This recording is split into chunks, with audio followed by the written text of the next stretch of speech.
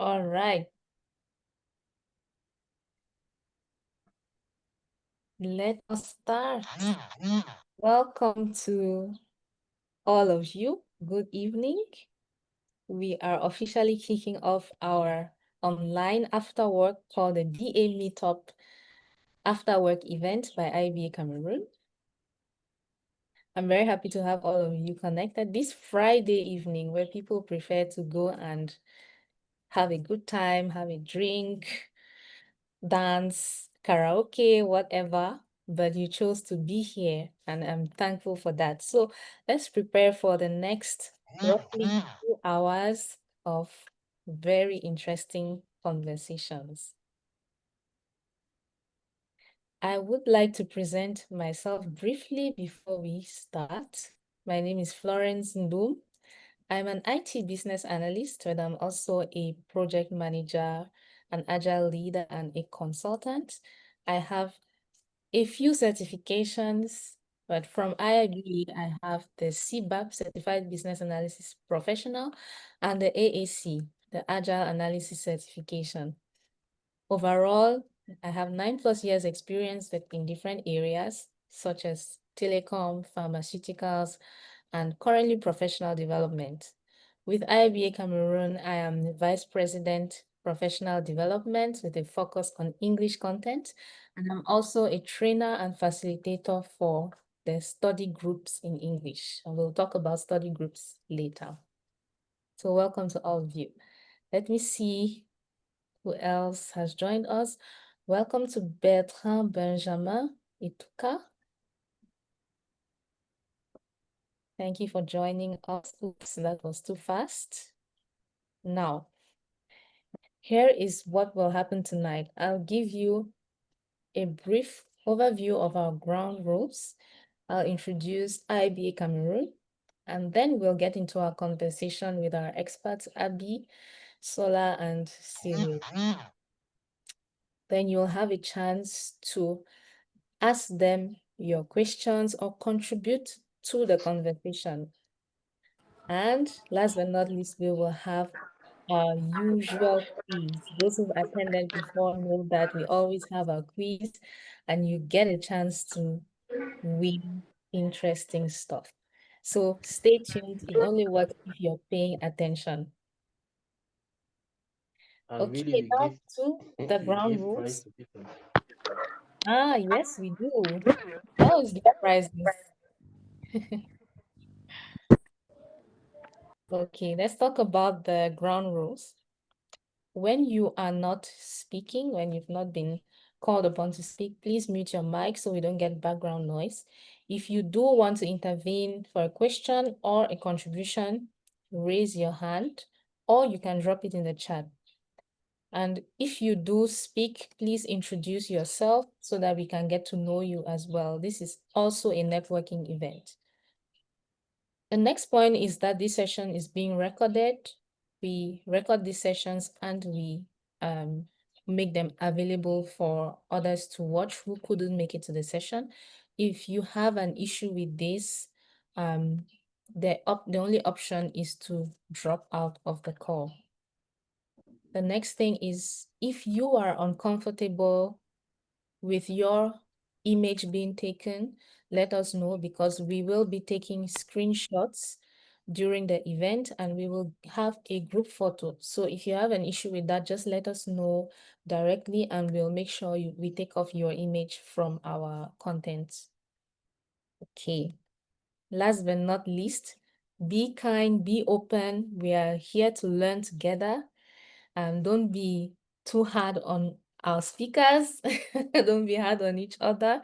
Really keep an open mind and enjoy the experience. That's it for ground rules. Now let me introduce IBA Cameroon chapter, which is the organization behind this event we're having. IBA stands for the International Institute of Business Analysis, and we are the Cameroon chapter.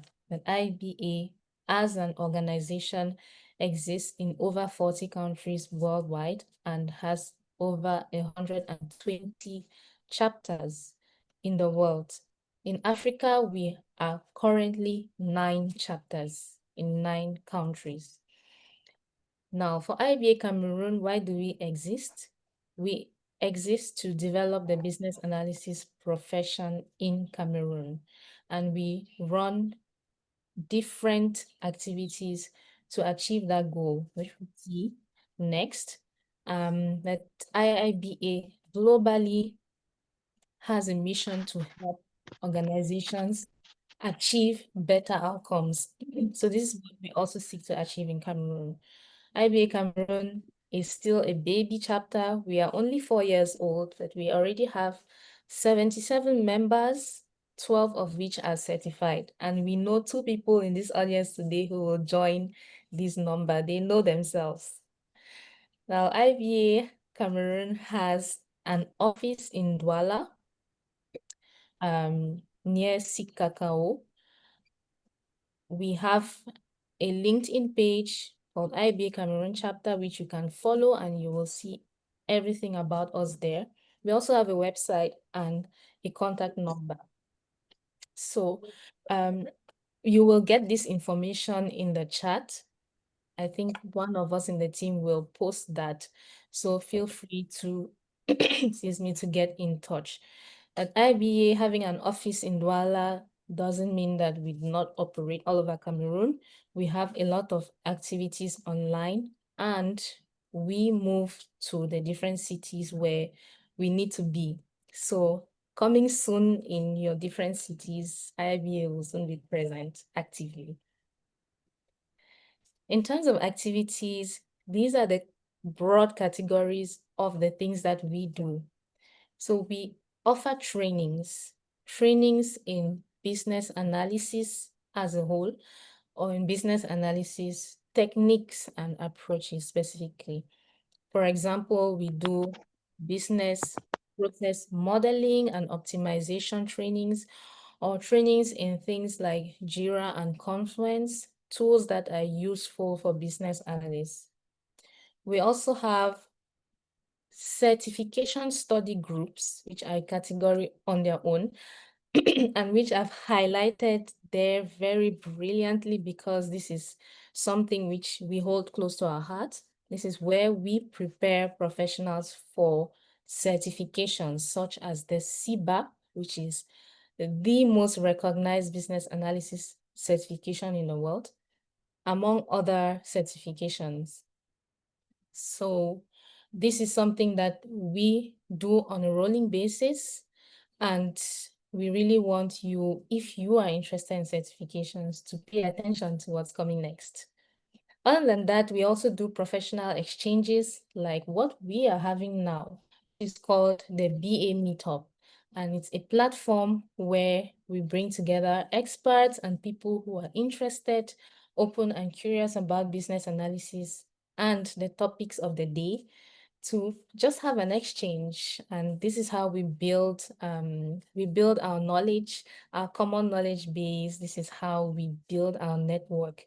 We have the BA Meetup every month, but we alternate from this online format to an in-person format, which usually takes place in Douala. So we alternate like that on a monthly basis. We also do promotion activities, promotion for the career of business analysis. We do them within universities and also within companies. We offer consulting services. As I mentioned, we have a mission to help organizations achieve better outcomes. So we are capable of accompanying organizations in their activities so that they can achieve better outcomes. And finally, we also form strategic partnerships with the aim of not only making business analysis better known, but also adding value to our partners through the practice of business analysis. And some of the partnerships I'm going to highlight are the one with the GCAM, which is the the groupement d'entreprises du Cameroun. So an entity which brings together enterprises in Cameroon industry and where certain decisions are taken which can influence industry in a country. We also have a partnership with PCB, which is a certification provider, a certification training provider. And we have partnership with the University UCAC, Université Catholique de l'Afrique Centrale, specifically for their event G2SI, where they promote and they sensitize on information system activities and careers. We also have one with 10,000 Codeurs, which is another platform where the focus is to equip young Africans with digital skills. And we have one with the African Development Club, which, just like GCAM, brings together enterprises for them to help each other grow. So these are some of the partnerships that we do, and we are actively creating more partnerships. I spoke about the certification study groups. We have them in English and in French. In French, our next one will start on the 3rd of June, but with an information session. So if you want to know what to expect from these study groups, even if you have not yet decided if you want to do the certification, this will be the session for you. It's free, it's open, you come and you find out what it's all about. So we have that in French on the 3rd of June from 7 to 9 p.m. and in English the next day on the 4th of June, same time frame. We also have something called the BA of the month, and this is recognition given to someone who is doing business analysis in a remarkable way. And this is given by their own collaborators, their own friends who recognize them. So we provide a platform to celebrate such people. So if you have someone in mind that you would like to highlight and celebrate, you can do so by nominating them. And we will have a link posted on the chat for you to be able to do that. Now, I've only touched on a few things, but if you follow us on LinkedIn, you'll be able to get all the information about our events, our activities. Everything is constantly communicated there. So don't miss. Follow us on LinkedIn, IIBA Cameroon chapter, as simple as that. That's it for IIBA Cameroon talk. I think we should get into the real topic of the day, which is architecting an organization using business analysis. Maybe you have heard about business analysis, or you do business analysis at the level of projects. Well, business analysis means an approach to enabling change in an organization by identifying needs and recommending solutions that bring value to stakeholders in their context. To summarize, business analysts help organizations, teams to clearly understand where they are, what their current state is, to clearly define where they want to be, what their future state should be, and to get from where they are to where they want to be. We often are exposed to business analysis in projects where business analysts help define what needs to be done in addition to why it needs to be done. But business analysis also operates and is valuable at the level of the strategy of an organization. How an organization should be organized in order to achieve its goals.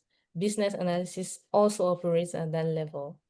And that's why we have two experts here this evening, Abisola Akeju, who is a business transformation analyst, and Cyrille Kouam, who is a chief operation officer. And they'll be sharing with us their experience, their perspectives, so we can really see how valuable business analysis can be at the level of strategy in an organization. I will stop sharing here, even though you saw a sneak peek into what is coming later, which is our quiz. But now I will start our conversation with our speakers. Good evening, Abisola, and good evening, Cyrille. Good Good evening, Florence, evening. and good evening to all of people connected. Good evening, everyone.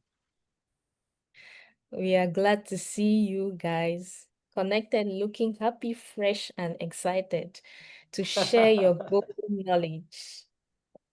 Yes, So, yes, yes, yes. okay, I intentionally did not uh, introduce you in detail because I prefer to hear you introduce yourselves. So I'll start with Abisola. Can you tell us who you are, please? Okay. Good evening, everyone.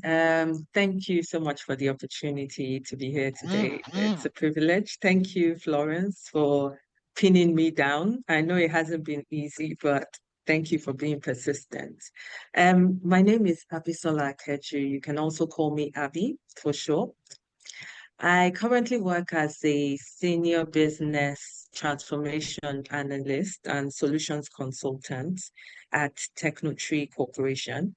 I've been a business analyst now and worked in IT transformation for about 20 years. So I've worked on leading initiatives that bridge strategy, process, and technology.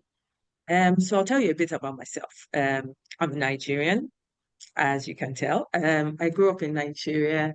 This is where I had my early education.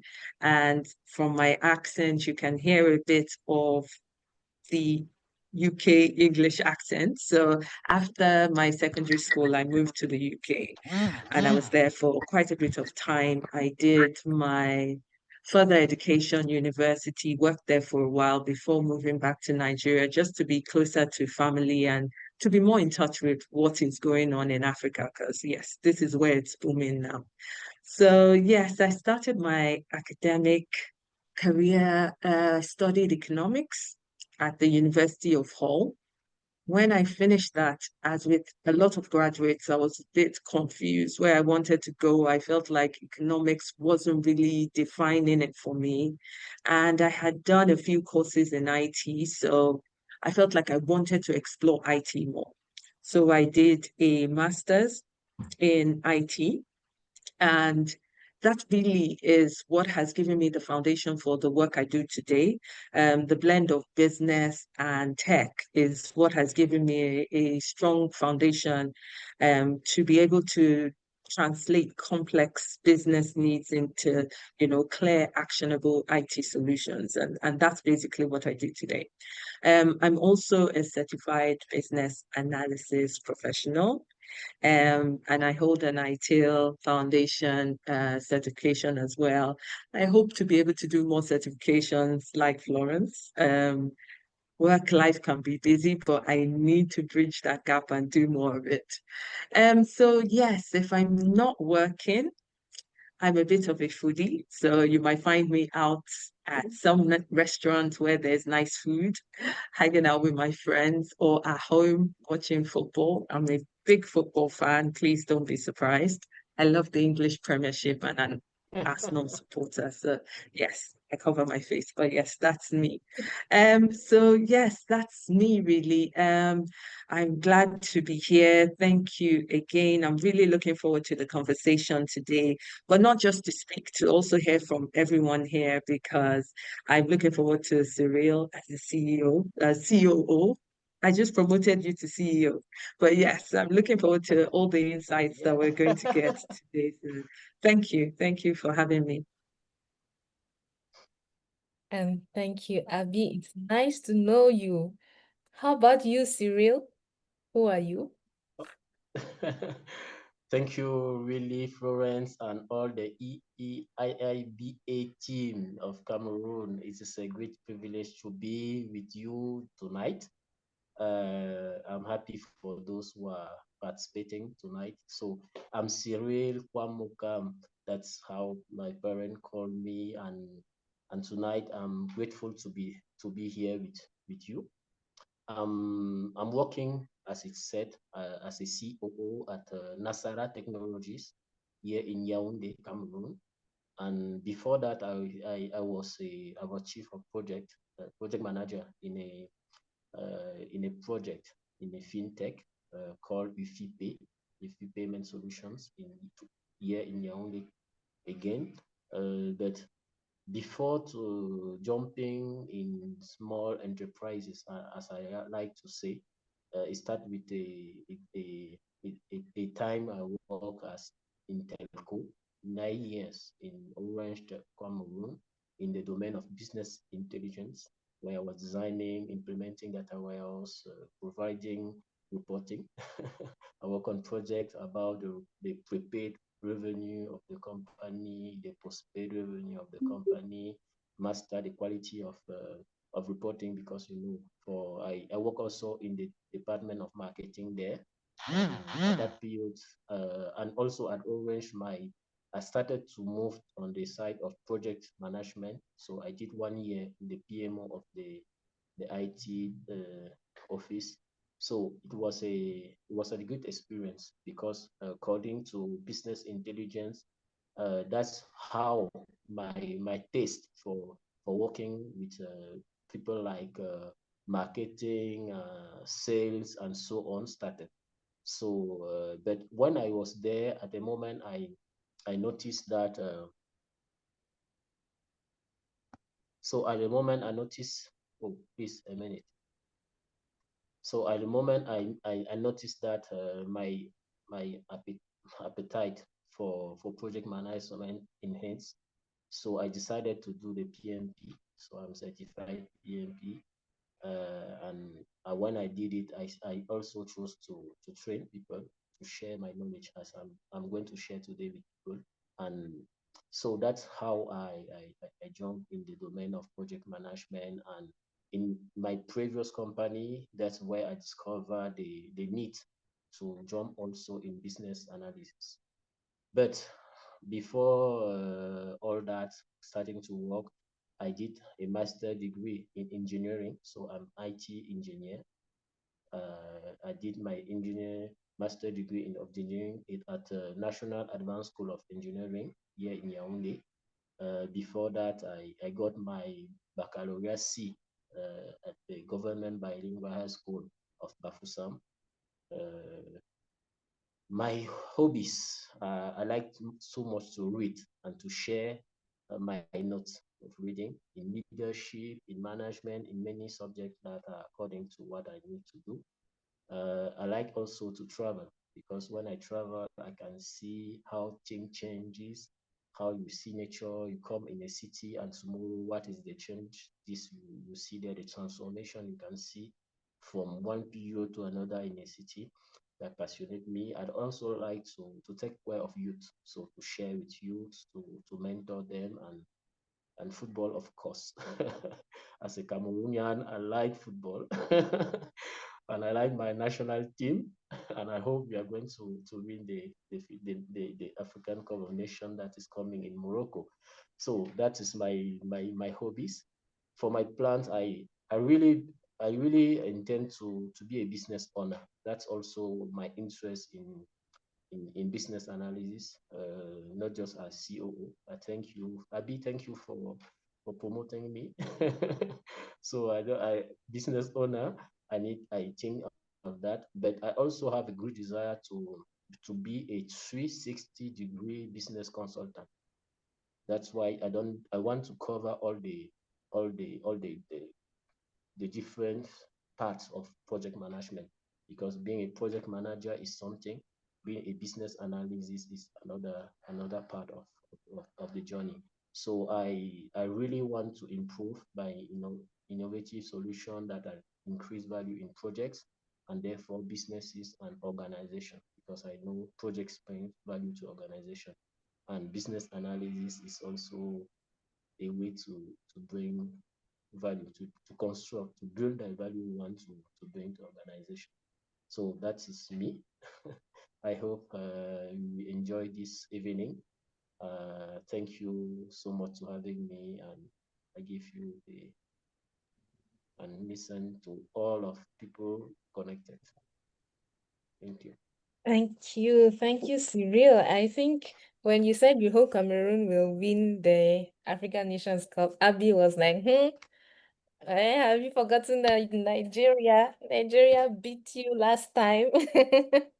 So yeah, it's nice to see that you have being such impressive professionals, you also have this light side of you and you're very human. It's nice to know what you enjoy too. So thank you for introducing yourselves, Abby and Cyrille. My next question will be to Abisola. So Abby, you are a business transformation analyst. What does that mean? What does your job entail? Okay. So, as a business transformation analyst, I'm working with either my organization or an organization to just change the way things work so that they can run smoother, they can save money, they can keep up with technologies, or even just to meet the needs of their customers. So, my role involves understanding not just systems and processes, but I need to understand people, I need to understand the goals of the organization, and I need to understand pain points. So most times when people hear transformation, especially digital transformation, they're thinking it's, big ticket technology projects. But really, it's also about the people. Transformation means changing how people work, how people think. Sometimes you're even changing people's roles or how they perform their day-to-day jobs. So it is a big change for people. So unless you carry people along on these projects or programs, no matter how good the technology is, it will gather dust. It will just sit there if people are not carried along and are part of the project. So for me, with transformation, people are front and center of what I do. So a typical day for me might involve, facilitating workshops, gathering requirements, analyzing root cause of operational inefficiencies. I work with different teams from the business unit to frontline users to architects and developers. Um, so I'm working with the organization to just design new processes or leading, transformation of systems within organizations. So basically, as a transformation analyst, I'm required to wear many hats. I'm a communicator, I'm a problem solver, and sometimes I'm also a change agent, you know, need to be there front and center of this change that we're putting in. But really required of me is I need to be operating both at a strategic and a tactical space. And I say strategic and tactical, I'll break it down a bit so that you're following me. So when I say strategic, I'm working with a company to figure out where it wants to go in the future and how to get there. So working with the leaders to understand what are the goals of the company. It could be that we want to become more digital, or we want to cut costs. We want to launch into a new market space, or our customer experience needs improving. Then I'm also helping them to lay out a plan, you know, like a roadmap. How do we get to that point from where we are today? And then, of course, you need to connect the dots. Is everybody working together for this purpose? All our ongoing projects, are they all in line with this bigger picture that we have. So that's me working, at that strategic level. But then I'm also required to work at a tactical level.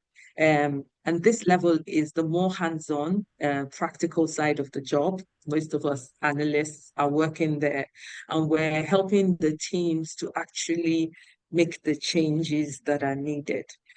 So I'm looking at how things are done today. So for me, I work a lot in the telecom space at the moment. So typically I could be looking at how do we sign up customers? How do we send out bills? How are complaints managed and resolved? Then I'm trying to find problems or inefficiencies in this. Our process is too complex, our systems not being used to their full capacity, um, is the process confusing? And then trying to come up with better ways to do things. So for example, how do we speed the processes up? Do we need to introduce new software to help to efficiently manage things better? And in all this, I'm still that go-between person. I'm between the business side and the technical. I'm listening to the business needs and helping to draw them up into a, we're gathering the requirements and converting it into what my technical team can work on and deliver it. And a lot of times, I'm also helping through the change. So making sure that people are trained and supported. If we're introducing new systems, ensure that they can use it, ensure that people are comfortable with everything we're rolling out, and then keeping track to make sure that these things we're doing actually are bringing the benefits that we want. We want to see, have we increased customer satisfaction? Have we saved time? So those are the things really that I'm doing on a day-to-day. And why do I love what I do? It's the variety, it's the impact. Like every problem is different every day. Every project I work on is bringing something new to me. And knowing that my work can significantly improve how a business operates or how a customer enjoys a service or experiences a service, for me, it's really rewarding. Um, so whether it's just making it easier for a customer to sign up to a product or automating a task that was manual before, the feeling of seeing these things happen, it keeps me energized and passionate, really. So in conclusion, really, a business transformation analyst is much more than, our documentation of requirements, our process mapping. We're helping to create a shared understanding of where an organization wants to go. We're helping to deliver real benefits to the business and to the customers and making meaningful and lasting improvements within the organization. So that's it in short what I do. Yeah, and that sounds very interesting. I could see the passion on your face when you say you love your job, like helping create a shared understanding of where an organization wants to go. Thank you for that. Let me go to Cyrille. So, Cyrille, you are a Chief Operations Officer. Abby promoted you to a Chief Executive Officer, CEO. But yes, for now, you are still COO. So please tell us what Yes. that really means on a daily basis. Okay, thank you once more time, Florence. As CEO, my I'm there at that role in my company. It's just 1 year, but it was 12 months of rich experience. So that how and why I'm glad to share the experience and also to share, and surely we are going to see how business analysis is helpful. So as a COO, I have a kind of Swiss knife for my executive because I'm ready to be my executive director henchman. As COO, I'm also ready to manage other directors or managers and the entire team to produce good result and to for good health of the company. So that's how I can find a COO because daily my day to day is that I'm a source of ideas. I bring ideas for proposal to the chief executive and sometimes to associates because we want the company to go well, to go well and to do well. So I must understand the team, I must understand everyone, and in some situation we can face difficulties. I must be the one to say we can go like this, I can propose, and at the end, the chief executive will take the decision according to my proposal. I'm also a person who are going to manage resource and procurement. So because we for the team, our developer to work when they have a need, they will come to me. Also the resource, because we recruit, we need resource, we do recruitment. Actually, I'm like a human resource manager. Ah, okay. I'm say sorry. I'm saying that as a COO, I also a person who work as a resource and procurement manager because in the company, I'm talking about my experience now. But but when you are doing a role of COO, you have to say to know that you are like a Swiss knife in your company because you are in all the domain of the company you intervene. So for another role that I have in my company is that I'm a sales support for my commercial director. um, uh, okay, that's good. I'm a sales support for my commercial director. I'm a financial support for my financial director.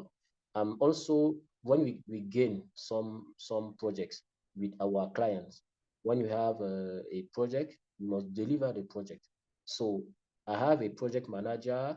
I have business a project which is tech lead in the company. We have developers.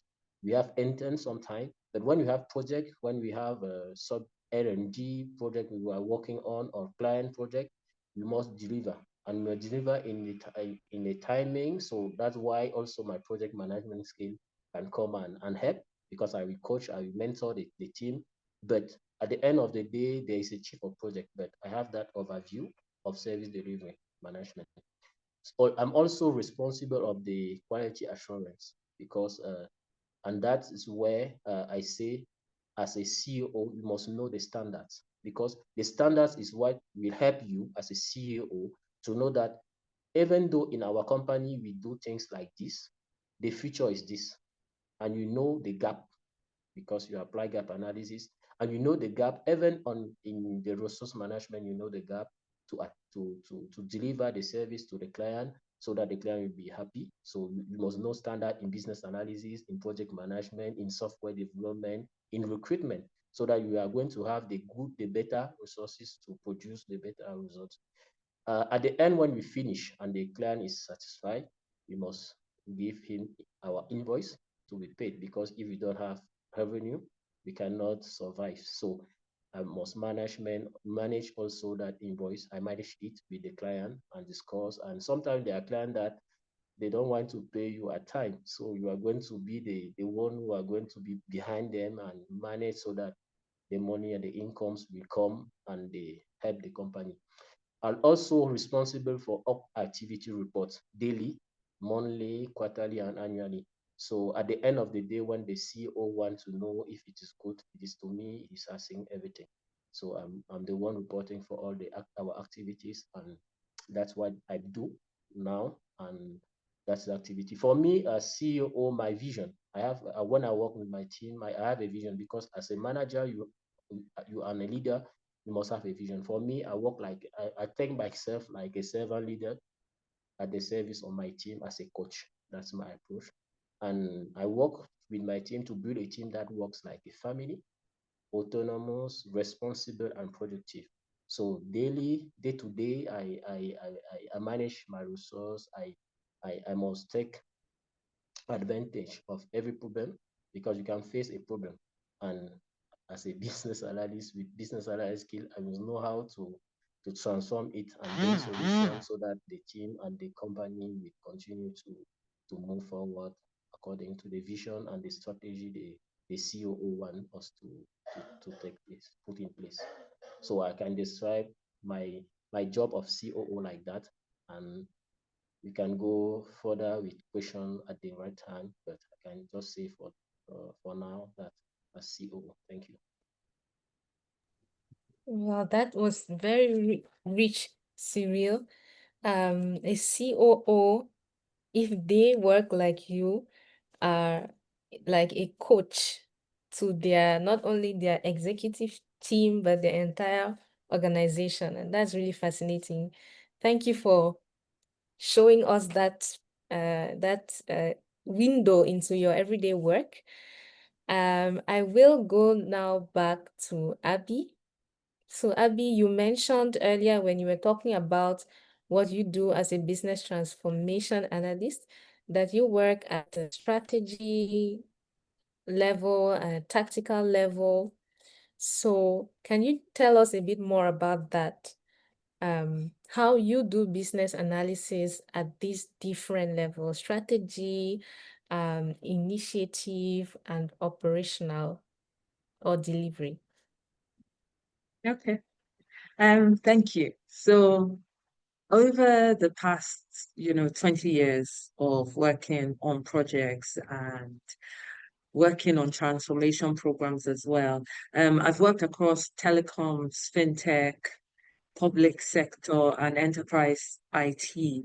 And one thing it has taught me is that it is good to know about what level you should be operating at. To know it depends on the problem you're solving, but you need to know at the level you should be operating at. So we'll look at the delivery, initiative, and strategy levels. And I'll give you an example of how I've done that or how I currently do that and have done that in the past. So if we look at the delivery level for me, that is where we're driving execution and results. Business analysts are visible in this at this level. We're supporting the successful execution of a solution. One that stands out is the project I'm currently working on. So it's big and center in my mind. So I'm currently working on the implementation of a digital BSS stack for a major telecoms company in Nigeria. Now, not to lose people that are not in the telecoms space, BSS is your business support systems, and it is your customer relationship management system, your billing system, product catalogs, your order management within the telecoms frame. So I'm working on a project that is to upgrade to a more digital suite. So my role here is deep in delivery. I'm working closely with the business teams, with developers, with testers, with product owners, sometimes even with the end users to make sure that their needs are translated into the working solution that we're delivering. So I meet with stakeholders to understand their current pain points with the old systems they're using. So I have stakeholders in the customer relations department, the enterprise business unit, IT, marketing, so different arms of the organization. And then I'm involved in documenting requirements, functional requirements, creating use cases, drawing up process flows of as-is and to-be processes, and working closely with the technical team and the architects to make sure that they come up with a system design and a solution that's configured into the product that will work to meet the business needs. And then also supporting the testing phase. Once there's a solution, it needs to be tested. So reviewing, testing scenarios, testing scripts, supporting when they pick up defects or need clarification in requirements, and then also helping with drawing up training materials, user guides, also supporting the change management team with their communication, and just the adoption efforts that are required in the whole program. So for me, success at this delivery level means getting the details right. You need to be quite open to make improvements. Business analysts make sure that solutions don't just work, but they actually make life better. And for the people that are going to be using it or experiencing it. So for me, that's success at the delivery level. If I quickly move on to the initiative level, um, for me, initiative level is where you're defining solutions, shaping change, really. So as opposed to the delivery level, which is about execution, at the initiative level, you are leading a change. You are connecting a business problem with a viable solution, even in a situation where there isn't an obvious solution at the start. An example I can give for that, I co-founded a company just before this, my role at Technotree. I co-founded a company called Pentapro Limited with two of my close friends that I met at work. And we built this company basically on a shared passion for solving real world problems, with practical solutions. And one of the defining initiatives for us started, it didn't even begin with, a product, a clear product. It started with a conversation that we were having. And it was something that had just come out in the news at the time about a nanny that had kidnapped her employer's child. They lived in a gated estate, as a lot of Nigerians live in gated estates. And this nanny had just walked out, no checks, no alerts, nothing, and had walked out of the estate with this child. And we were having this conversation about gaps in, security in these estates, and how, these similar things could be happening that were going unnoticed. And then we started thinking more broadly about other things that happen within an estate outside of security, the whole resident experience, payments, communications, visitor access, all these things that happen in gated communities. And it led us to creating a mobile app. And this mobile app would help residents and facility managers to interact more effectively, efficiently within these gated communities. So there was no template, there was no off-the-shelf solution for us. It was a new concept. There is now quite a few of them now in the market in Nigeria. But at that time, there was no one doing that. And so for me, I was in charge of leading the discovery, really. So speaking with residents of estates, estate managers, service providers, understanding the pain points, understanding the operational realities and the expectation of users. I was doing user interviews, user journey mappings, just to uncover the real need behind the system that we wanted to give. Also, I built a business case that helped us to define what success is, and then was involved in helping to really build this solution and this app. This particular initiative stretched me because it went beyond what I do really as a business analyst. I was there selecting development partners, managing scope, testing the product, supporting go-to-market strategy. As a co-founder, I was wearing many hats, and it has shaped a lot of what I do now. But my foundation in business analysis is what helped me to ensure that we were building the solution the right way. and doing the right thing. So for me, at the initiative level, I would say you have to be leading the thinking, you know, you have to drive value discovery. Um, there might not be a solution, but you are there to help to discover what that solution really is. And if I move quickly, I know my time is going to the strategy level.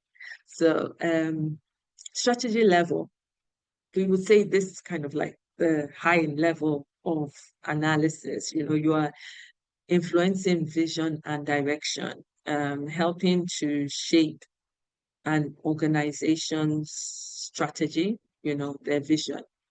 An example of where I feel like I've been part of this is my time at MTN Cameroon, where I met Florence. So I was brought in there to help to improve and support IT delivery performance. It really started as a tactical change, but really it became strategic really quickly. So I led the introduction of a more structured business analysis practice within the architecture team, mentored junior business analysts to the best of my abilities, and assisted with the introduction of a software delivery methodology that they could use within the project management team to better deliver projects. So I was working closely with the project management team, and we presented leadership with like a clear case for how to reorganize demand management. And the result obviously was an improved delivery process and more empowered VAs, I hope, that contributed to the long-term capability building of the organization. So for me, at a strategy level, business analysts should be asking the right questions, you know, exploring different ways that the business can move forward and making sure that any new ideas or projects are supporting the company's goals, the big picture that the organization has.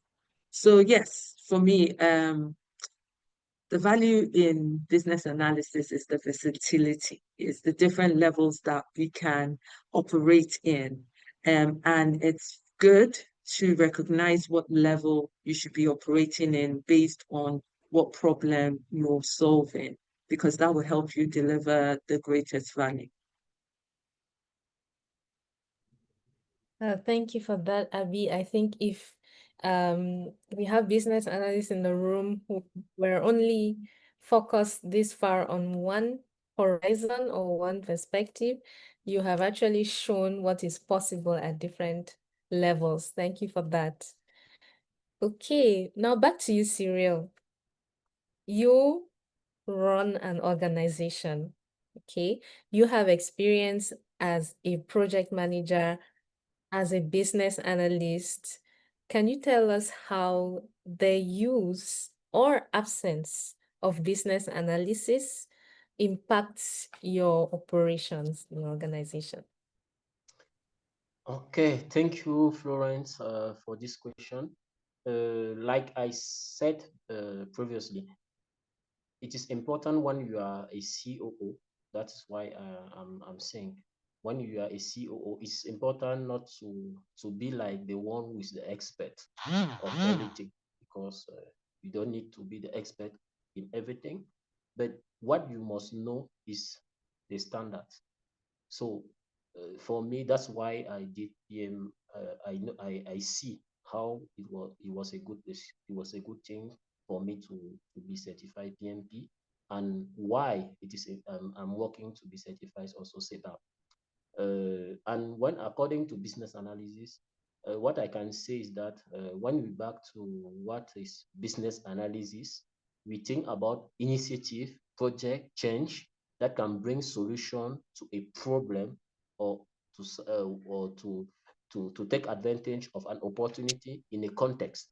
When you go to that decision, you see that in a company as chief operating officer, as I describe my day-to-day activities, you see that you must have not just a focus on technique applications or tools usage, but it is a mindset and a work style that we must put in place. So for me, I see that when business analysis are not taken in consideration in the company, the absence for me, I can quote some points.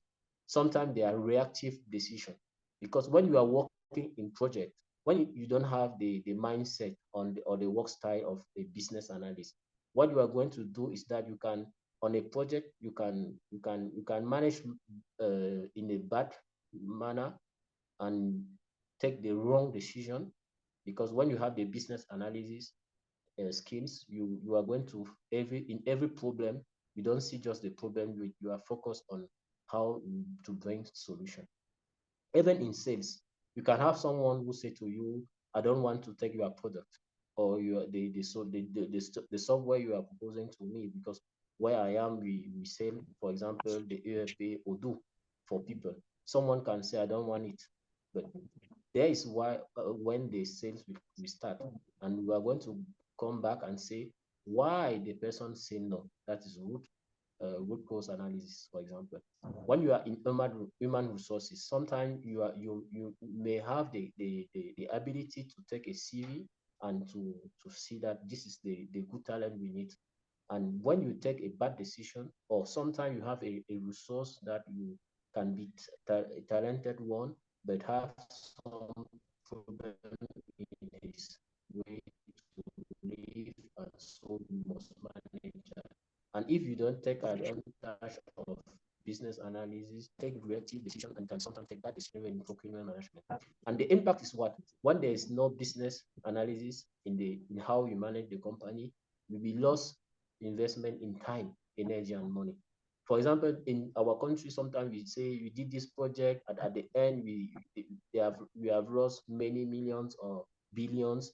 Why? Because at the first level there was a lack of business analysis, or maybe in the project we managed many resources, but even finance or even human resource in a bad way. So that will be a loss of investment in time, energy, money. Sometimes you can decide to take the bad internship, the bad interns in your company, and it can be another problem. So there are many problems you can have.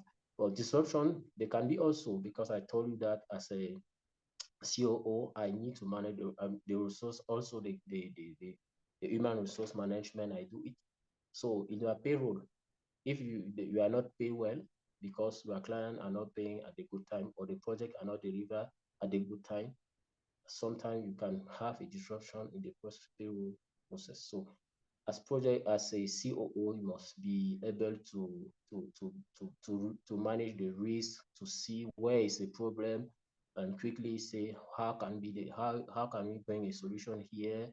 Does it need a change? Does it need to bring an initiative or in this project? So that is why. And I can say of the use of when we have business analysis and that we use it.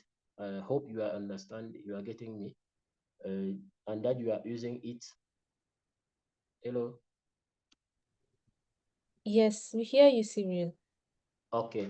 So when you use business analysis in company, the impact is marvelous, because the customer satisfaction on project deliver with quality. That's why I was saying that as a COO, I have a chief, a project manager, I have a tech lead on Odoo, for example, as we sell the ERP in our company. But at the end of the day, if the client is not satisfied, the customer is not satisfied.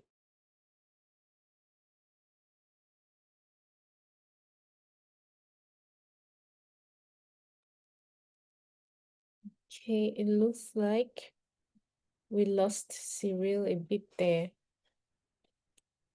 Must be an internet issue, but I think we got what he said about the impact of not having business analysis in terms of the loss of time and even money or resources, because we did not get the basics right in terms of why we are doing what we're doing and what should be the right solution.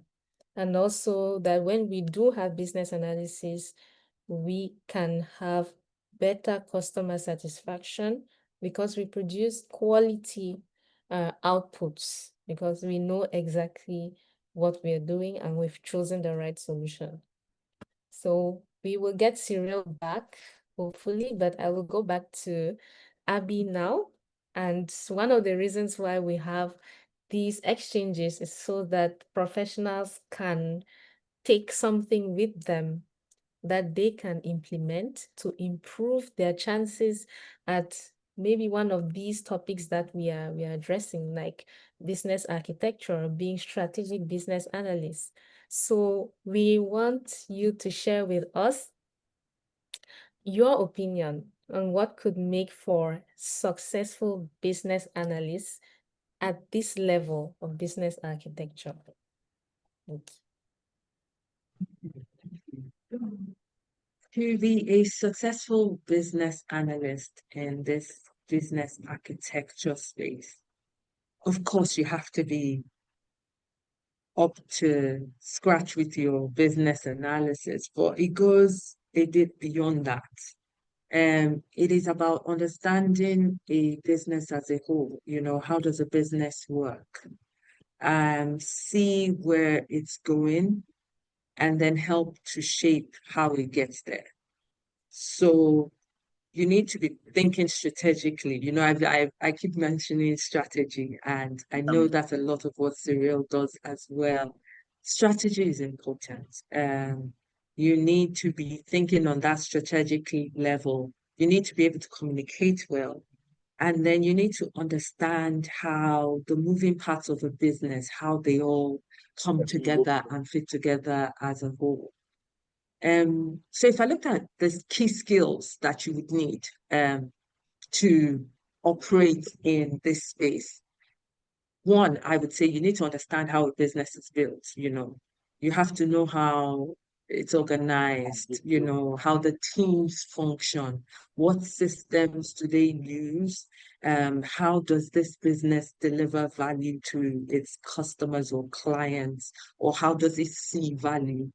And you need to be able to analyze and map things out, like the capabilities of the business, the processes, and as I said, the value streams. Where do they come from? Where do they go to? Then you need to have, big picture thinking.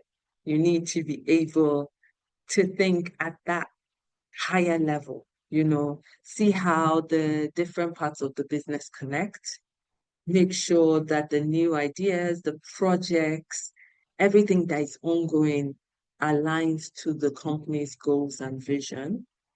And then you need to understand how people, tools, and systems, how they need to work together. And then you need your business analysis skills always. Your tools, your techniques, because you need to spot gaps, between how things work and how they should work. You need to be able to identify stakeholders that need to be part of the journey, whether it's in consultation, whether it's in pushing a change, or, identifying your stakeholders is key. You need to be able to gather, document business needs, and then you need your visuals and your diagrams, your flowcharts, your capability mapping to be able to explain things clearly.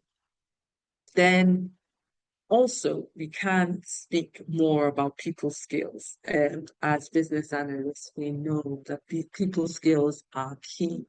We are that middleman between everybody. So communication is a top skill that you must have.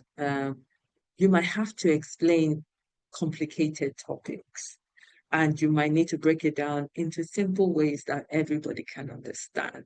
So your communication skills are required to be able to turn business needs into, documents, into visuals that people can see and understand. Then you have to be a good collaborator, because you're working with, different people along the whole ecosystem. As I said, sometimes I'm engaging end users, I'm talking to product owners, I'm talking to IT people, architects, your developers that only want to talk technical. So you have to be conversant. I always tell people when they ask me what I do is I'm a middleman.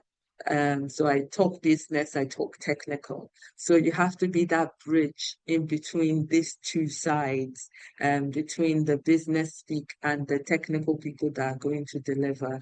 And then lastly, you have to have a problem-solving outlook. You need to be able to think critically to solve problems. A lot of what you'll be doing is helping to find solutions to the needs. So you have to help to connect how we're going to, bring about this solution. Is it by systems? Is it by processes? Uh, that's very key. And you have to help, the people that are making decisions. You have to guide them along, helping these changes happen. So in summary, really, if I had to say the skills that you need to succeed, I would say you have to think big. In that big picture thinking is critical. You have to have problem solving skills. Your communication skills must be top notch. You have to understand the business, the structure, the teams, the operations of an organization. You have to be able to use your business analysis tools and frameworks. You have to be very familiar with your diagrams, your models, all those tools that help you to just put the big picture out there. And then you have to be a collaborator. You know, you're working with everybody, so you have to be good at collaborating with all levels, from the end user to the top executives. I feel like if you have these skills, if you're willing to learn them, if you're willing to hone in on them, um, you'll be a success, definitely. Thank you very much, Abby. I think that's a rich package of recommendations there. I have definitely taken a few because I'm very interested in that level of business analysis. Thank you so much. And coming back to you, Cyrille, unfortunately, we lost you earlier, but we'll just ask you to please share your recommendations, your advice for us professionals. What are the skills that you can recommend for business analysts to get so that they can also get to your level, of leading operations successfully as a COO? Okay, thank you. I want to share, but I remember that I said before previously, and I go in the same direction as Abby. You must master how to manage people, and that start to build your leadership skills. So that's why I said that as a COO, I'm not working with people like I'm the best in all, and so no. I know that I have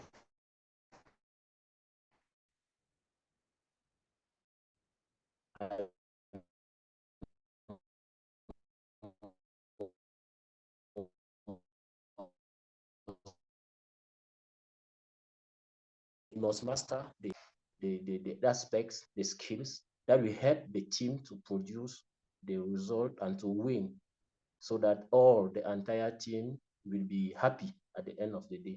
So you must have that servant leadership skills. It is important to have that view to be a good CEO.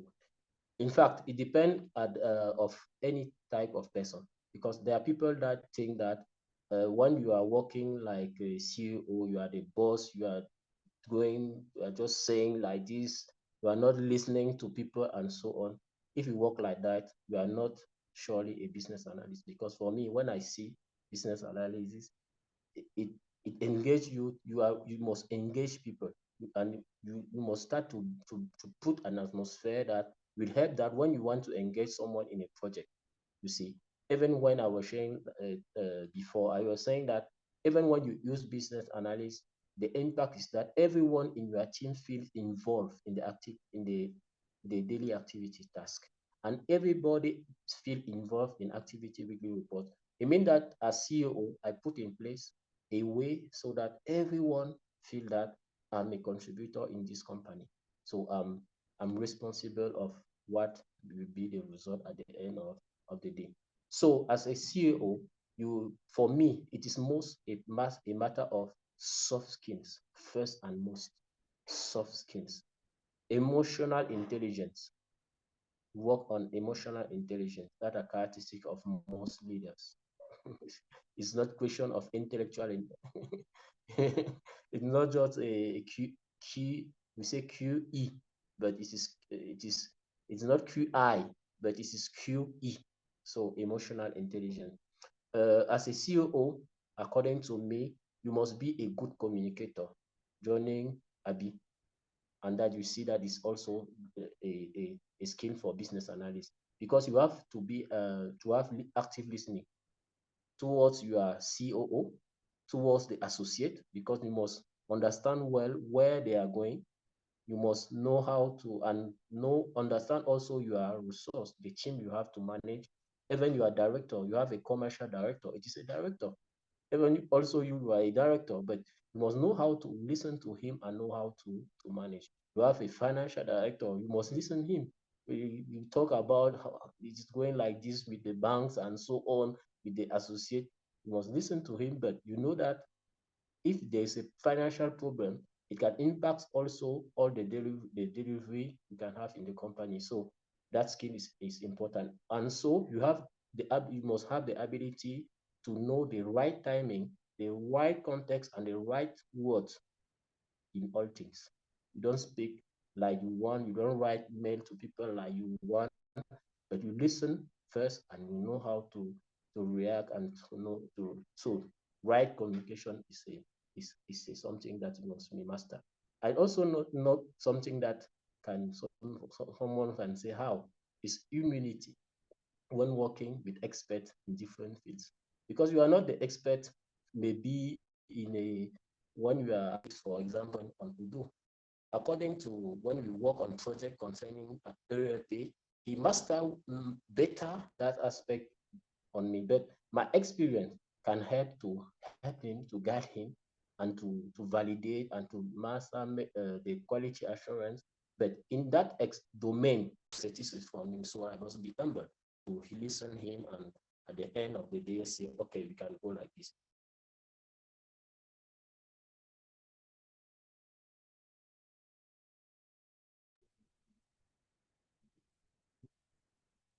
Thank you very much, Cyrille. I hope I didn't lose you there because of my internet connection, but I heard you. Thank you so much. I wouldn't have thought about humility when when thinking about a chief operations officer. And this is so insightful. Humility is important because you rely on the expertise of the people around you to make your operations or your organization run smoothly. Thank you very much for that, Cyrille.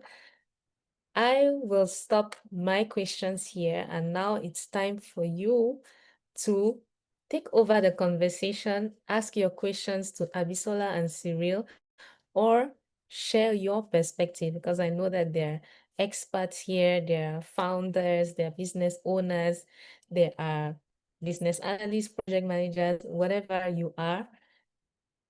We also want to hear from you. So the floor is open now. If you have a question for Abi or Cyrille, please raise your hand and introduce yourself so we get to know you, and you shoot.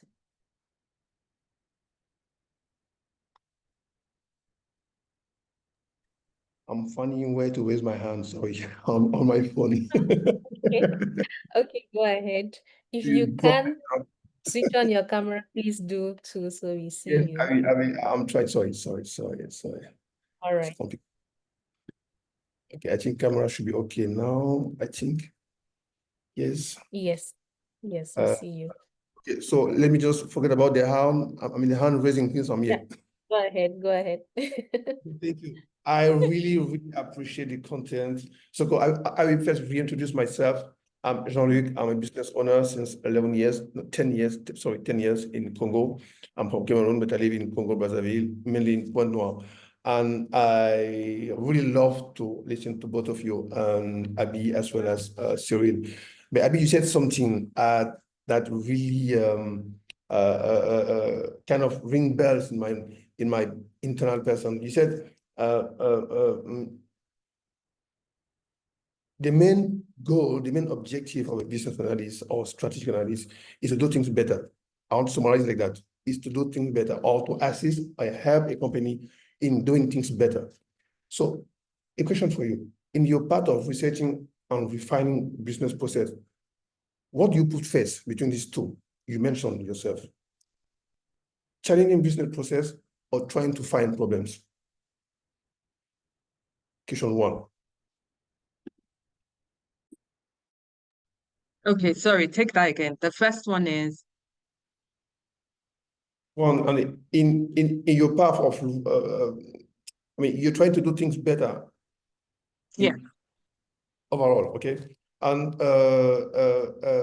in this journey, you mentioned 2 points that I took down. You said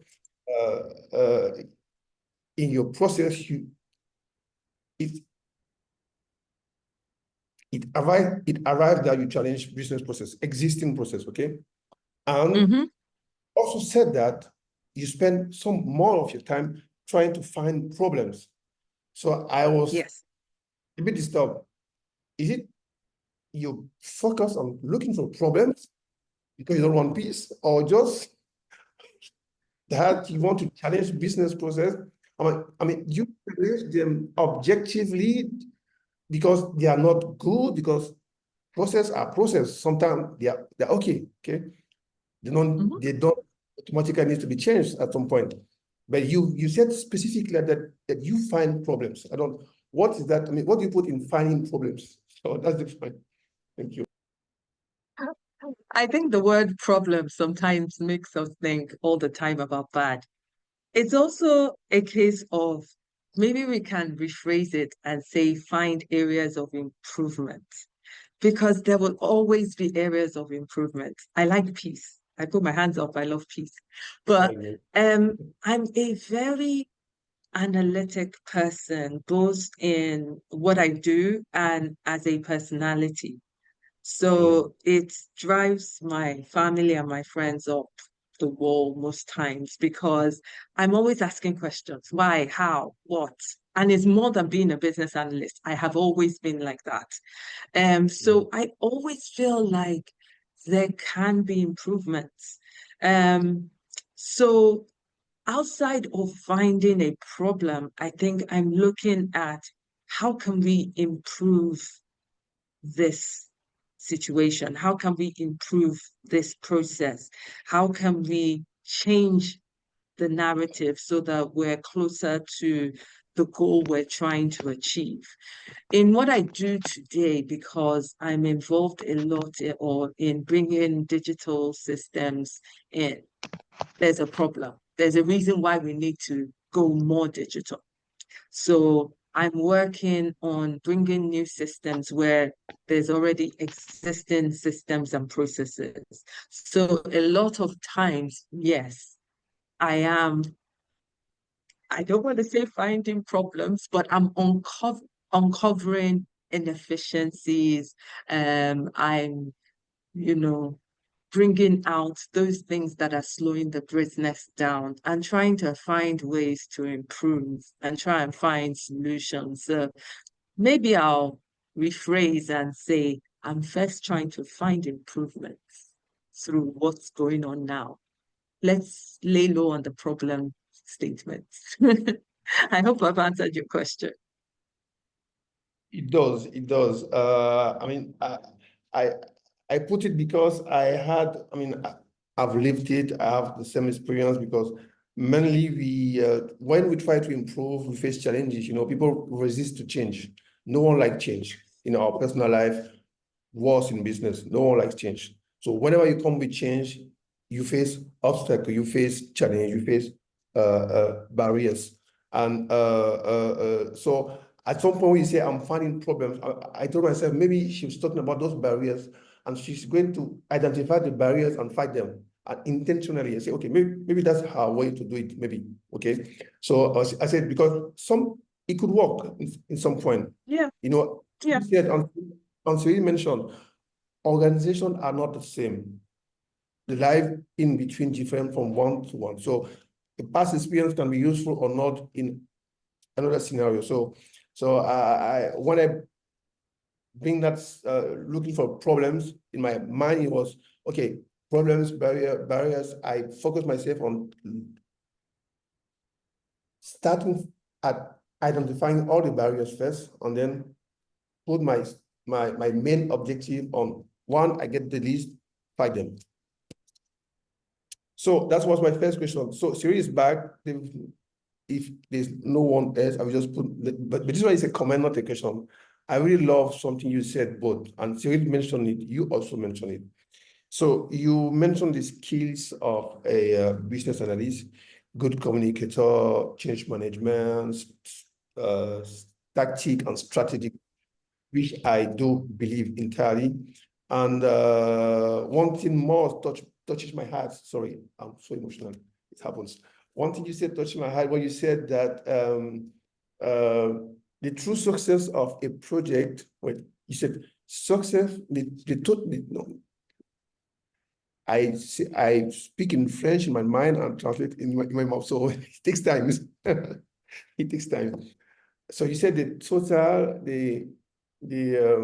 yes, the success of a business analyst is not only technical achievement, but it also include engage people's success. I really love that because daily I live it.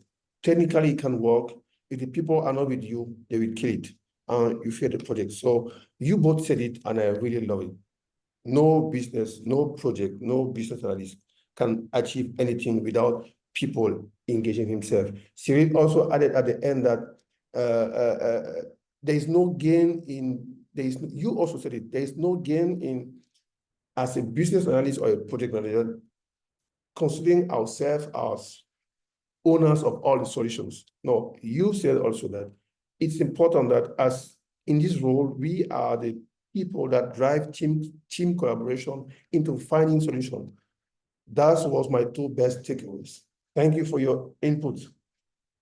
Okay for me. Thank you, Jean-Luc. Okay, thank you, Jean-Luc. Thank you. We could also get some of your experience through your intervention. Thank you for that. Who Okay. else wants to? Oh, yes, go ahead, Cyrille. Yes, I was talking about the soft skills first and most.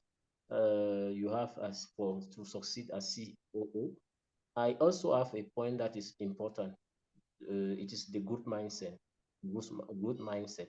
Because for me, I work in telecom, I work in finance, in banking, I work on even in development. I work like a trainer. It was all of that experience was a good mindset.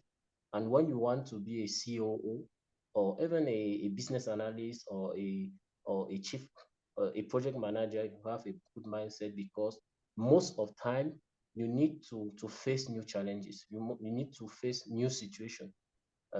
Sometimes as a COO in your company, imagine that you have many clients that are not paying you and that you face a problem of finances. You can have a problem of payroll at the end of the month. So how are you going to manage? And sometimes you can have a financial director that have maybe he's not doing as well as you want. You must adapt and know what are you going to do and so on. So for a COO, you must have a good mindset to learn from many. We must have a skill as a problem solver. Really, I will not comment on that. We talk about, Abby talk about, and I said also, conflict management is important, because in period of crisis, you can have a talented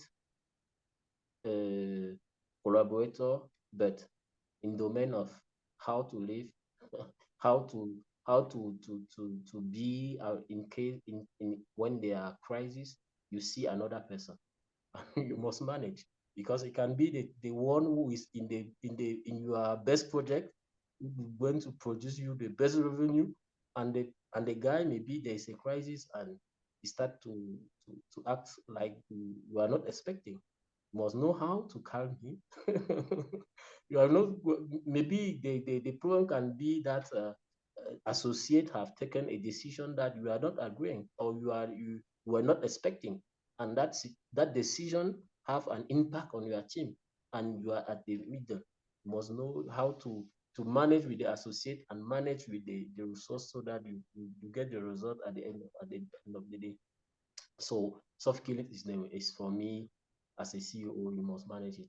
After it, you have hard skill. I told about important to know standards. That's why for business administration, you can do MBA. Maybe that will be another thing I can do with time.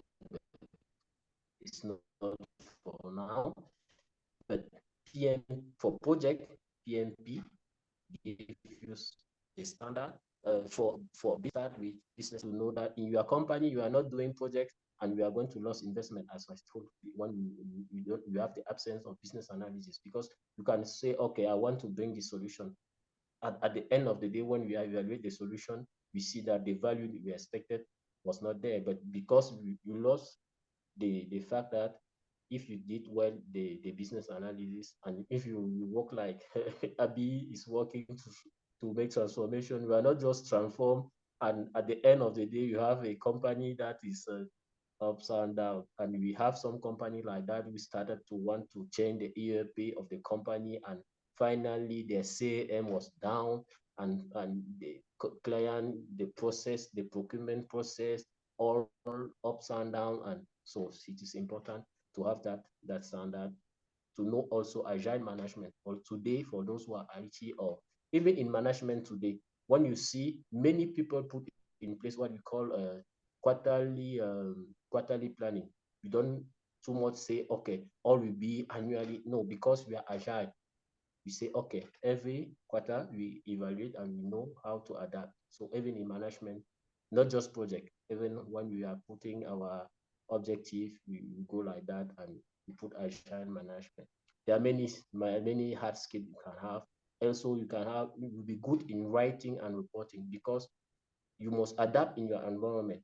There are companies that use this, but it's not a matter of tool. It's a matter of ability to adapt, and to know how you, at the end, you present the information, so that your stakeholders will get the main point and do what they must do. The environment where people have these tools for sharing information like this. There are some reports, but for me, when I work, everywhere I go, when I want to do my report, or when I want to communicate, I first want to know if I using a big tool, or just a little one, just to achieve my objective. You can have a big tool, but it's not in your environment, it's not the good solution, because people maybe in their mind, they are not ready to use the big tools. So you adapt and know how to do it. So there are many other tools that people use. But for me, I want us to talk about the soft skills and hard skills, that you can have digital tools and so on, even data analysis in some cases. But I will stop there. Thanks a lot, Cyrille. I think you added to the recommendations, which you were not able to complete later. Thank you very much for that. There really are a lot of tips there for us that we're taking away. Okay, we have Daniel Bassom, who raised his hand. Go ahead, Daniel. Please introduce yourself.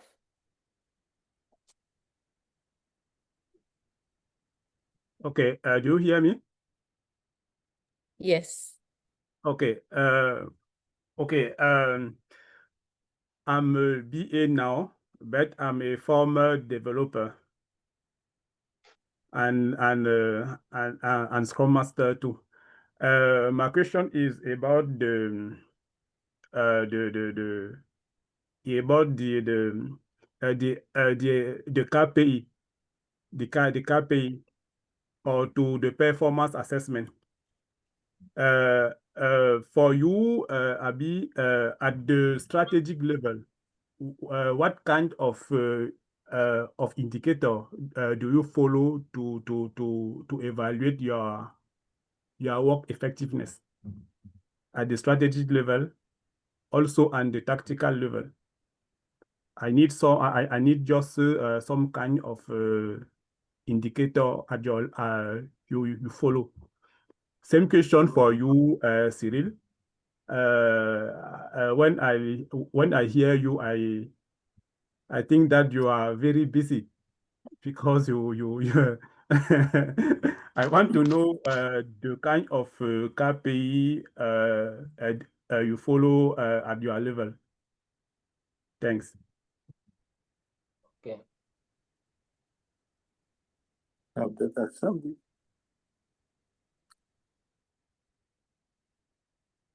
So who wants to start? Abby? Okay. Sorry, I was trying to hear that. What kind of what do I follow? I KPIs. heard on the strat. KPIs. KPI. Am I losing you guys? Hello, Abby. KPI. Yeah. Yes. I want to know what kind of KPI did you follow at strategy level? At the strategy level. Yes, to assess your work. Okay. Okay, I understand now. Okay. So for me, and it's good, that's a very good question.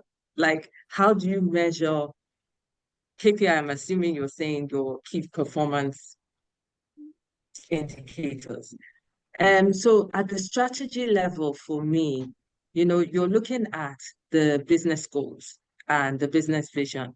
And so you have to look at what exactly you are aiming to solve.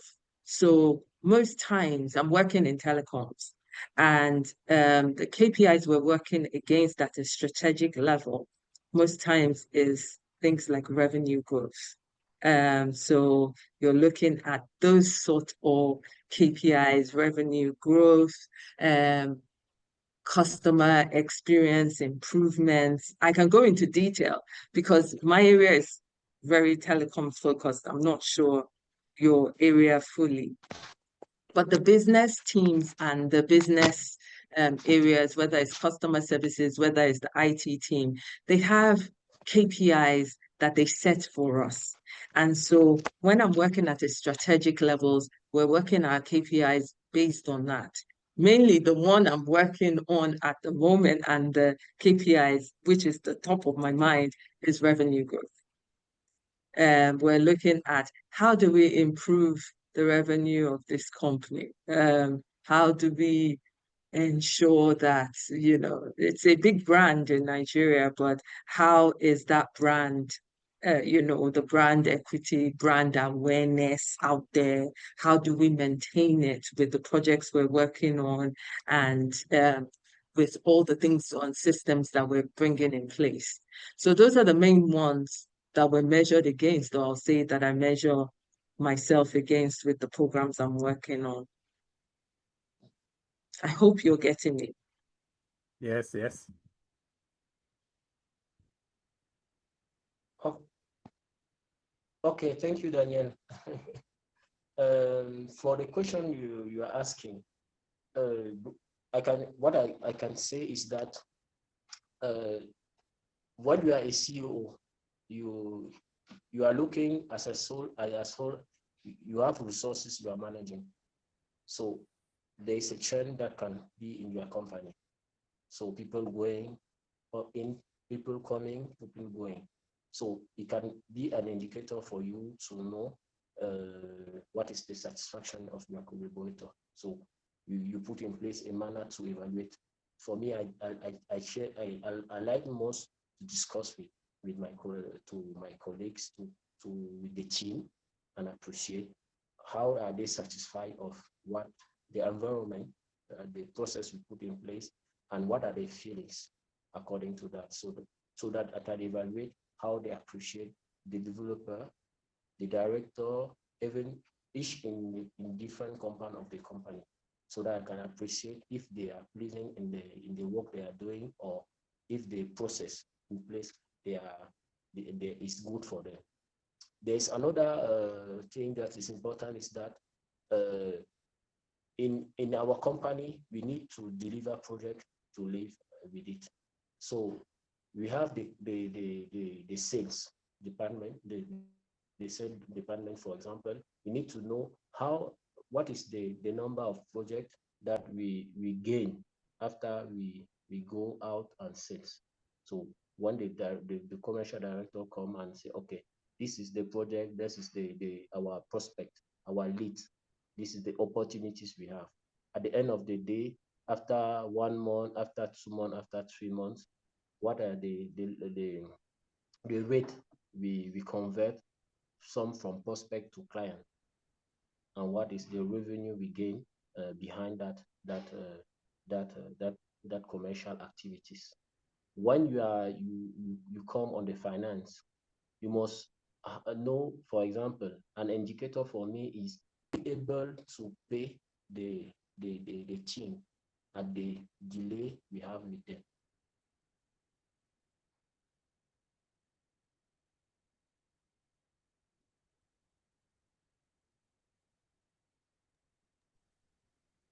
I think we ran it.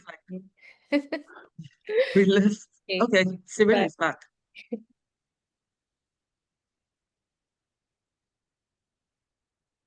Hello, Cyrille. Okay. No. I think while waiting for him to come back. But I hope, Danielle, that you were able to get some answers to your questions. I'm curious, Danielle, what is your area, the domain where you operate as a business analyst? Yes, Okay. in IT field. Okay, Yeah, thank you, Daniel. The network issue. Where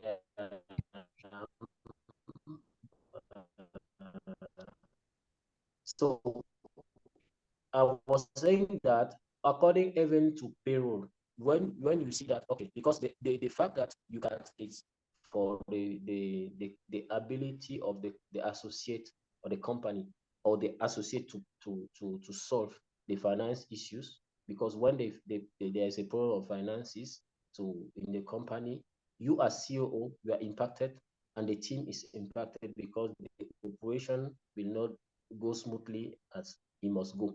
So you can use the fact that, okay, are we paying the different the different employees at the right time every time?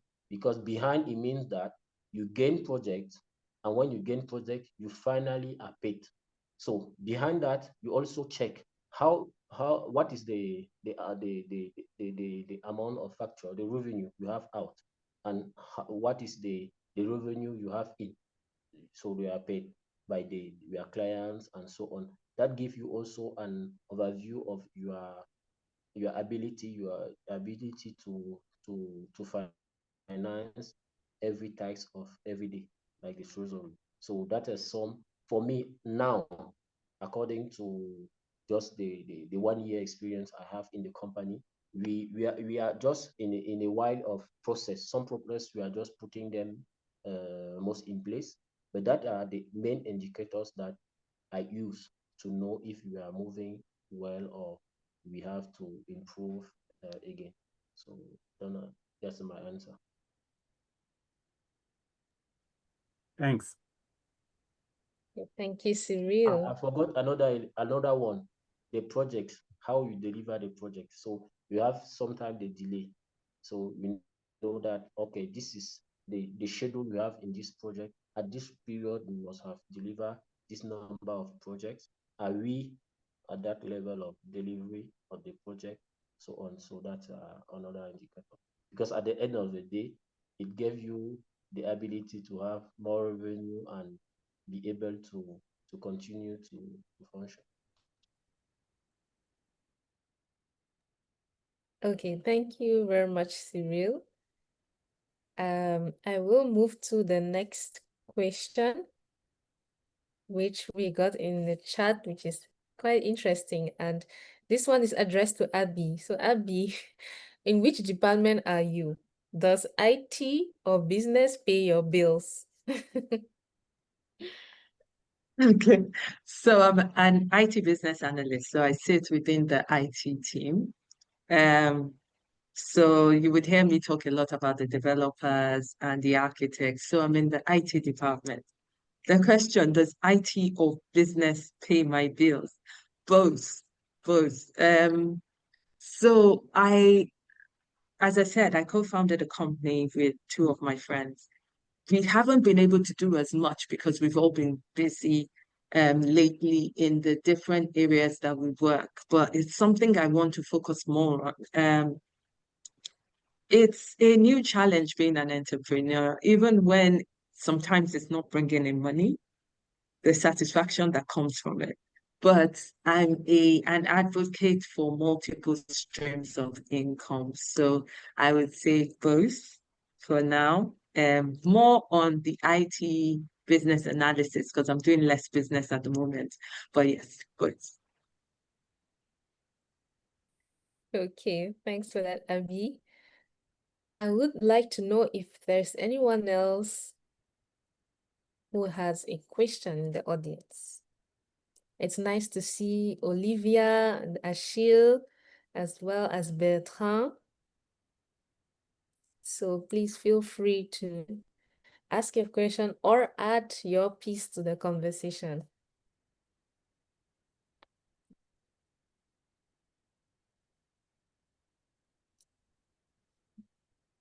Let me go ahead with another question, Florence. Ahead. Yeah.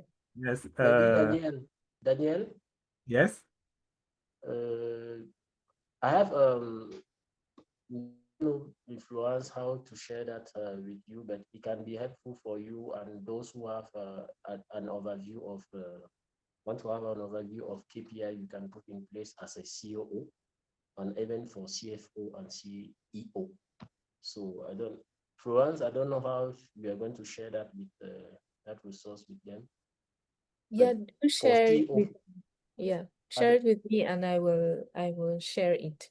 Okay, I will send you the link so that you can put it can help many. So when I was talking, the technical term can be project efficiency. So the actual project cost about the planned project cost. That's why I was expecting when you know that this is what you expect from your project and this is what you have as cost. You have also the productivity, the operation of efficiency, so that you know that as we are doing our sales and so on, this is what we expect, and this is our input according to the revenue you have already done. Even your customer satisfaction, how much customer have you already satisfied, and how much, so that they are a list. But for me, the best thing is, as I was saying, is that it's not just about knowing tools, knowing techniques, knowing all things you can put in place. It is also appreciating the maturity of your organization, the habits, so that you can change the culture and step by step. As a business analyst, you must know what are the good timing to put everything in place. But it is good to know. It is good to know because sometimes you have a chief, you can have an organization where associate and CEO, and that's the main problem in small enterprises. Maybe when you are in a big company, some notions are some of the people get it well and they run with it. But sometimes in small enterprises, you must know how to communicate. So you can make people work according to something without directly mention it with them, but knowing the good time to make to change that's what we as a business analyst know how to bring change, the good moment to transform and so on. When you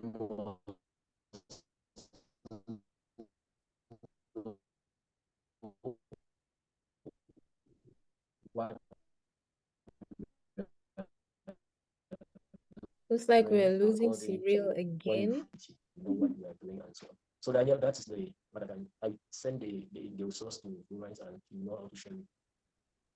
Okay, I had the last part. Okay, Cyrille will share the results. Thank you, Cyrille. Daniel, you had another question? Yes, I think sometimes you have to build a consensus among your stakeholder. My question is about how you use your leadership to reach to that consensus. If you have some example, you can tell us, please. Okay. So obviously, as a business analyst, you're going to have lots of stakeholders. And sometimes even with differing views, I get that all the time. So I'm working with different stakeholders. Sometimes you have somebody in the CR, customer relations or department, giving you some requirements that fully contradict somebody in the business enterprise business units, because maybe the customer relation are dealing with individuals and the enterprise are dealing with corporates. And so I find myself in that situation all the time where you then have to deliver a system, but two people are telling you the opposites of how they want the system. Now, there's never an easy and fast way to deal with these issues. There's probably textbook ways to do it, but I find good old-fashioned get everybody to sit down together is the best way for me. I'm a pictorial person. I like to draw flows. I like pictures, and I feel like it helps people understand. Now, nobody is going to force you to go down a route that doesn't work, but you need to be a good negotiator. So for me, I'm understanding what they want and finding a way to negotiate. If it's possible to hit a middle road, if it's possible to satisfy both opposite ends, most times it's not. But you have to negotiate. You have to have both sides, maybe compromise a little. So as a business analyst, part of your communication skills is negotiating. Trying to tell people you might not get everything you want, but you will still get the value that you need. So you bring them both and let them understand both sides and let them understand why we have to meet in the middle. So for me, that's the best skill that works for me. I don't know about Cyrille. Okay, I will just add something on what Abi was saying. For me as COO, as I told before, it is a matter of kind of leadership you put in place. Because when you have a team, you must build a teamwork culture in the company, so that when there are situations where we need people, when there are issues, when we need people to have a consensus, people we have adopted a mindset of brainstorming, workshop group. So these techniques we have in business analysis, when you have situation, for example, issues, you develop the habit of brainstorming with your team. When you do brainstorming regularly with your team, it helps the team to develop the habit that sometimes we must take decisions together. That is what I put in place.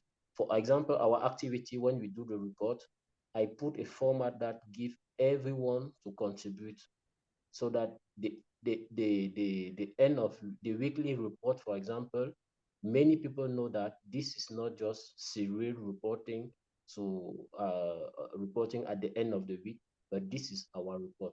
So this gives to construct the culture that we have, that when we come to a moment we want to take decision consensus, people are willing to contribute, and people know that at the end of the day, if we need to decide the habit, the way to come to that decision about negotiation, about discussion, about active listening. We have already put that in place, so that when you face that kind of situation, it is not new. They have already done And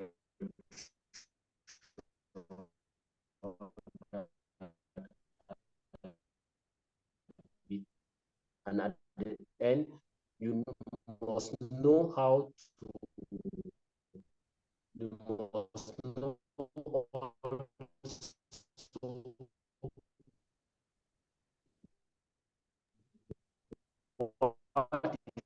the culture of decision in your company, because there are some situations who, at the end of the day, as a business analyst, you know that what you are going to do is to give the proposal. Maybe if the CEO who are going to take the final decision, you just give the proposal according to all the contribution of the people, the employee. So that is what I can add.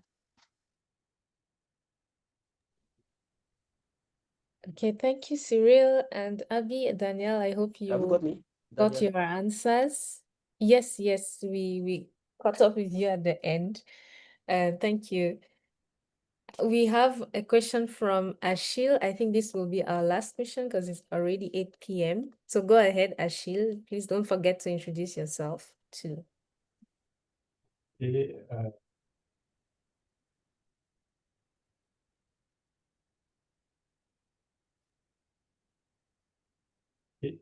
Yes, we see. hello everyone. Hello, Ashil. Yes, I am Achille. I am IT business analysis at University of Sherbrooke, Canada. My wish I have to thank you for sharing. I have learned a lot about your sharing. My question is to Abby or to Cyrille. I have to tell me about a challenging project where requirements keep changing.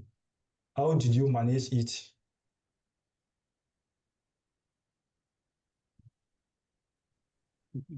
That's an interesting question. Changing requirements. Do we ever not face that as business analysts?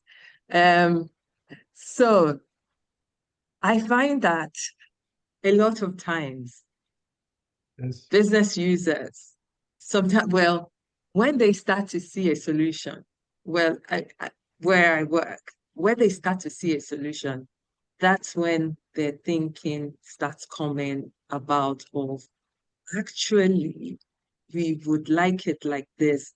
Actually, we would like it like that. Now, scope creep is something that I have to manage tightly. So for me, I'm working as my company is giving a solution to a client. So we have to manage our scope. If not, our projects will be never ending. The project I'm working on currently, we're delivering new systems. So obviously at the start of the project, we've gathered all the requirements of how they use the current systems and what improvements they want in place. But change requests have not stopped coming since we started this program. On a daily basis, I'm writing CR documents. Now, what should have been a 1-year program is now turning into a 2-year program. How do you manage changing requirements and scope creeps? I try my best and I'm trying my best. I'm smiling a lot because this is the situation I'm in currently. We've had to put a hard stop on change requests. We've had to negotiate with the business to say, we need to deliver a baseline of a working system, ensure that it's going to work for them, but also start to look at the changes and whatever requirements and additions they want, and start to put timelines as to when these can be delivered and in what phases. So what we've done, because we're working on a big bang project, is that we have negotiated with the business that as soon as we deliver the project, we're going to go into an agile stream to deliver in fast cycles the changes that they want. So that is what has worked for us now. But where you have requirements that are changing in terms of, I want it red tomorrow, actually I want it black, I want it brown, I would say you might need to halt and hone down on your users. If you need to bring in visualization, prototypes, or something that helps them to see the end solution first before you start building, then that might be a good option. When they have something to use or see, like a prototype, it helps to get all the requirements and all the changes in so that it's not in your development or building process that they start changing and adding to things. So those are the two ways I think could work in those instances. I hope that's helped. Okay, thank you. Okay, Achille, I like that question because the problem of requirements as IT business analyst is a great challenge. I work in a project before being promoted as COO in the company where I am. We were working in a project as a fintech for a new company who want to launch in finance. So it was a problem to international finances. They want to open a headquarter in France, and they will have partnership with financial banking in Africa and so on. And for me, from that experience, what I want to say is that as we started, there's sometimes a problem that's why business analysis, I have a great interest of business analysis today, because as we initiate a project is how the project will be executed. And sometimes there's a lack of, sometimes some sponsor, some client, because some company maybe sometimes they see a client, they say, okay, we don't want to lose this opportunity.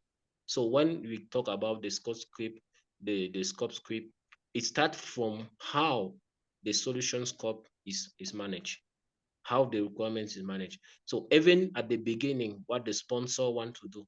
So when at that moment, the business analysis is not put in place like it should be put, we have many times a problem of scope. And that's why you have a problem we are going to start in the project, we have changes. So the practices of agile today is not well understood by people. Some people think that agile means to work in disorder. So for me, I think if you are a scrum master or a business analyst, it is an emergency for us who know that kind of standards to bring the discipline in projects, in initiative and change. Because many times when we are discussing about change, like it is because at the beginning, when we were initiating, when the initiative was to put in place, sometimes people want just to say, okay, we are going to run fast. And when we start to work, at a moment we discover that even sometimes the customer, the client, has not specified what he wants. The company sometimes who are going to develop the solution are running for the revenue, and sometimes they mistook the time to put business analysis process in place. And that's why we enter project without defining clearly what is the value you want to bring, what is the scope of the solution we want to develop.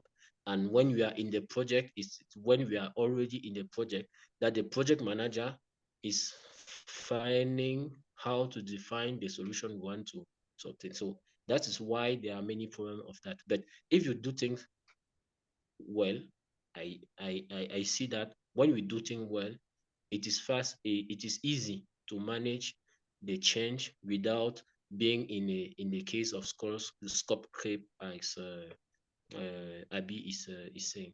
So that is my contribution. Thank you for all your answers.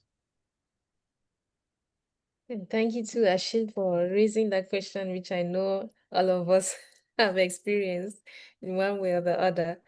Really, I'm grateful to all of you who have asked your questions and contributed. Time flies and we're already towards the end. But before we move to that quiz, which I showed you at the beginning, I would like for us and for those of you who are comfortable to do so, to switch on your camera so that we can have our family photo.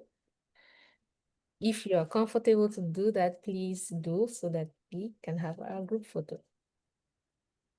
And put on your best smile. There's no makeup needed when you can smile. Hello, Fabrice. Good to see you. Hey, Alex. Hello. Hi, Bertrand. Okay, are you ready? Hello. William. Okay.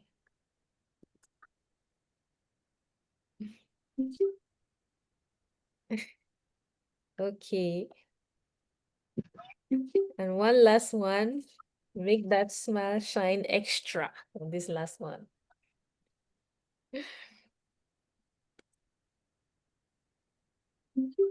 Thank you very much. Okay, let us move then to our quiz.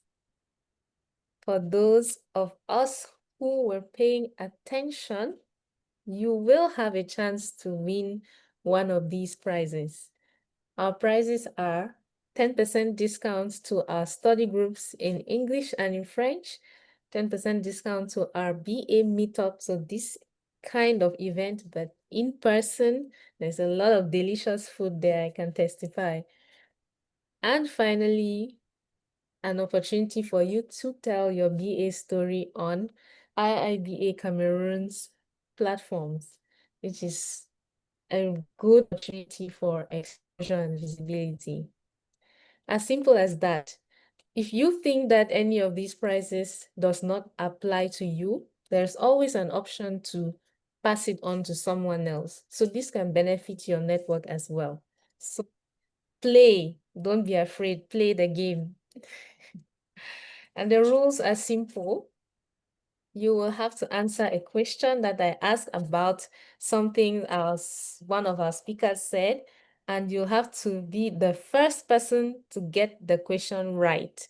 The first person to get the question right, either by opening your mic and saying it or writing it on the chat, whichever you think is fastest. And once we identify you as the first person who got it right, you get the prize. As simple as that. Are you ready? Yes. Abby and Cyrille, you are disqualified from this quiz. Good. All right, so let's start with the first question. Of course, of course. I know that sometimes it's hard to watch other people win prizes and you are not eligible. Okay, the first question is, for how many years has Abby worked as a business analyst? 20. Yes. Well done, Danielle. Congratulations, you've won the first prize. Make sure that I take it down so I don't miss. Danielle Besson, well done. So you got it, you understood how this works. Now let's go to the second question. Cyrille has another certification. What is that? It's a well-known certification. PMP. Who said that? PMP. Ashil. Well done, Ashil. You win number 2. So for those who are still sleeping, you understand that this is about speed and accuracy, right? We already have 2 winners. You have 2 chances left. Wow. Okay. Third question. Where am I going to take that? Okay, Abby said this. Digital transformation is about big tech projects, not about people. Is this true or false? False. Well done. That was Bertrand, right? False. Yeah, you are correct, Bertrand. Well done. You got the third prize. Okay, and the final chance to those who are still to get something, you need to speed up. There is something Cyrille said you must have to be a successful COO. There's a quality he mentioned, which was a bit surprising considering that a COO is a boss. What was that quality? Soft skills. Say that again. Soft skills. Yes, soft skills, but not exactly. Or ability to negotiate and to resolve conflict. It was actually simpler than that. It was simple. And he said he needs other people. He knows that he cannot be the expert at everything. So he needs this quality to work with other people. Let me check the chat. Amber. The president. There's no way that the president will win a prize. So that gives a chance still to other people. Oops, I'm sorry about that. As a hint, the president is going in the right direction. So what is that word? What is the noun? What is the noun for what the president just wrote? I've really helped this last person. I've helped you a lot. So you just need to grab it.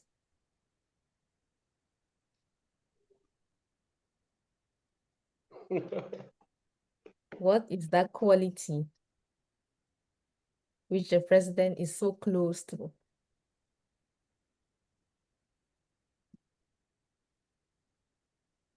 No. Even Alex is disqualified from this game, so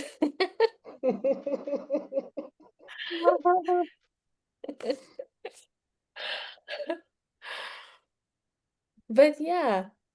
I'm sorry, Alex. No chance. So who is going to grab? So this one has just been given cadeau. Who is going to grab it? William and Alex are disqualified, but they've kind of given, the correct answer. So who is going to take it and answer that question?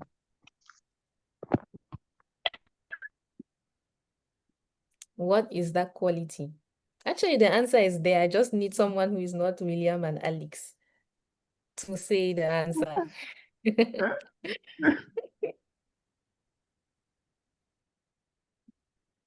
Some people are seeing this like a trap, like, no, this is too easy to be true. But no, it's not a trap, really. You just need to say the answer, which is already known, and you will get the prize.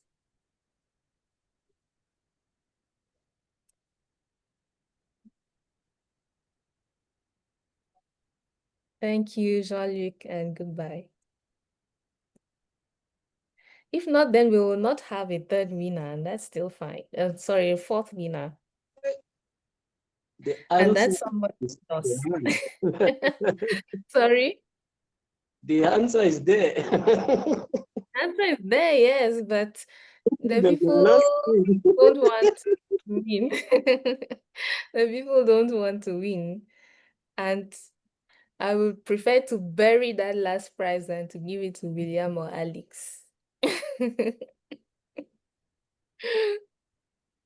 That is fine. The answer is indeed humility. This is the quality that Cyrille mentioned, which was quite eye-opening for him in a leadership position like that, to say this is something that I need to be successful. Okay, thank you very much to all of you who participated. We had 3 winners. For the 4th prize, people could not believe that it could be that easy to win, so they missed the chance, and that's okay. But I really want to thank all of you. Before I finally close, I just want to mention that there is a survey that comes when you close this meeting. It comes from Zoom. It's very short, under 2 minutes. You can give us your feedback on this event. You can have a chance also to propose a topic that we can discuss in an upcoming event, or even propose yourself as a speaker. So please respond to this survey. We really appreciate it. Apart from that, I'm very happy that I was able to host this session and have this conversation with you. Very much, Abby and Cyrille, and thanks to everyone who joined. I wish you all a wonderful Friday and a weekend. Thank you, Florence. Thank Thank you you. so much. Thank you. Bye. Thank you, everyone. Thank You, you. Thank you for Daniel, joining in. Thank and you for everyone, the guest, for your Cyrille, questions. Abisola. Thank you, Florence. Thank you, Abby. Thank you for the experience. Thank I learned also. you. Thank you. No.